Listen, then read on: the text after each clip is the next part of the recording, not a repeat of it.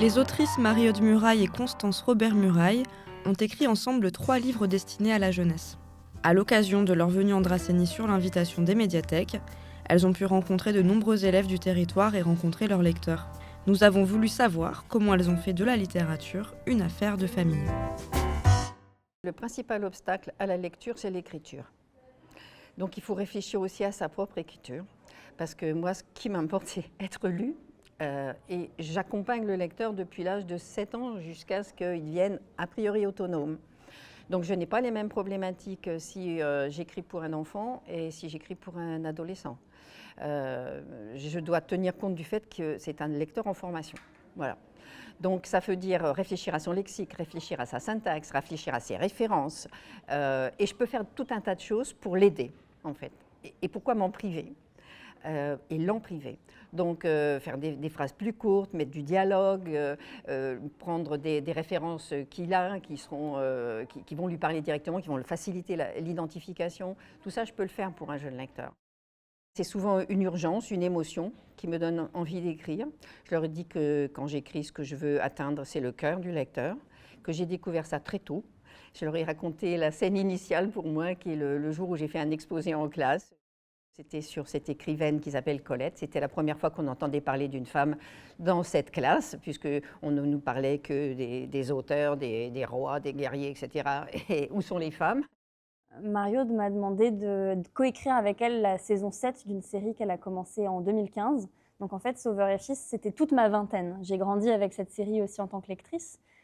Et on n'a jamais cessé de discuter de sujets qui pouvaient apparaître dans cette série. Donc ça fait longtemps qu'on est en conversation sur tous ces sujets. Mais là, c'était l'occasion pour moi d'amener mes propres personnages et mes propres problématiques dans cette saison 7. J'ai grandi avec ces livres et je pense qu'à la fois ça m'a formée dans ce que tu disais de l'ironie, de la manière de chercher l'angle comique dans toutes les situations. Et très rapidement, je me suis rendu compte qu'en fait, j'allais pouvoir fournir du matériau à ma mère. On a fait une petite conférence sur le sujet il n'y a pas très longtemps où on se disait qu'en fait, ce qui avait peut-être scellé le début de notre collaboration, c'était quand elle a commencé à écrire la série L'Espionne. Donc j'avais 6 ans et l'héroïne en avait 9. Et je cherchais dans ma vie, dans la cour de récré, des histoires qui pourraient intéresser ma mère. Et même dans les dessins animés, etc. Je courais lui raconter ce que j'avais regardé. Donc on est ce qu'on appelle une famille d'artistes. Voilà. Ça remonte au grand-père qui a été sculpteur, qui est mort très jeune. Ma maman est née, son papa était mort, et elle s'est mis dans la tête qu'elle épouserait un artiste. Et je pense donc elle a épousé un poète. Et mon père dit elle n'a pas épousé un homme, elle a épousé un personnage. Et je pense qu'après elle n'a pas fait un fils, elle a fait un musicien, puis un écrivain.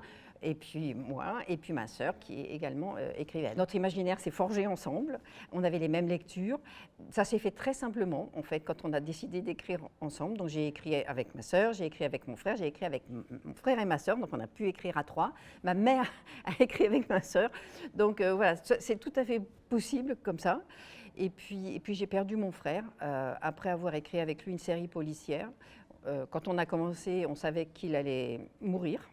Il savait, nous savions. Donc on a réussi à écrire 2 livres, 2 romans policiers et demi.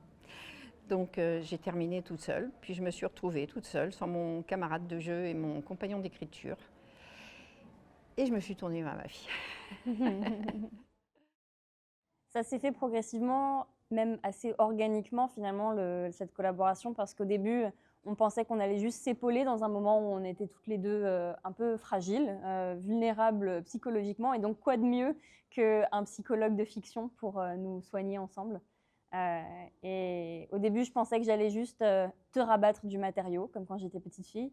Et puis finalement, tu m'as rapidement dit d'écrire ma scène, parce que tu avais envie que j'essaye. Voilà. Et tu n'avais pas vraiment de certitude que ça allait fonctionner. Ben non. C'était un risque à prendre. Voilà. Et notre leitmotiv, c'est faire confiance. Voilà, faire confiance à la vie, faire confiance aux jeunes essentiellement. Et je ne me voyais pas l'utiliser en tant que matériau, matière première, et me contenter d'une ligne de « avec mes remerciements ». Ça, c'est du foutage de gueule, et c'est ce que fait cette société par rapport aux jeunes.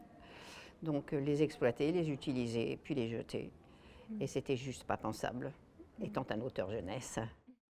as plus d'expérience que moi sur la coécriture, mais moi, je trouve que c'est formidable parce que je ne suis pas une solitaire et l'écriture peut être un métier très isolant, tout comme l'illustration, enfin, beaucoup de métiers créatifs où on peut souffrir de la solitude.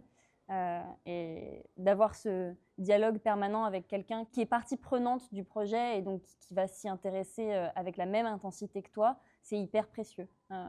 Donc on est nos premières relectrices et ça c'est hyper important aussi pour prendre du recul sur ce qu'on a produit. Je vais te dire quelque chose que je t'ai pas dit, D'accord.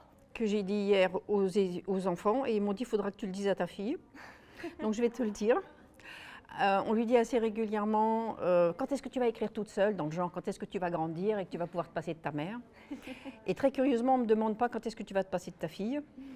La vérité, c'est qu'actuellement, j'ai plus besoin de toi que tu n'as besoin de moi.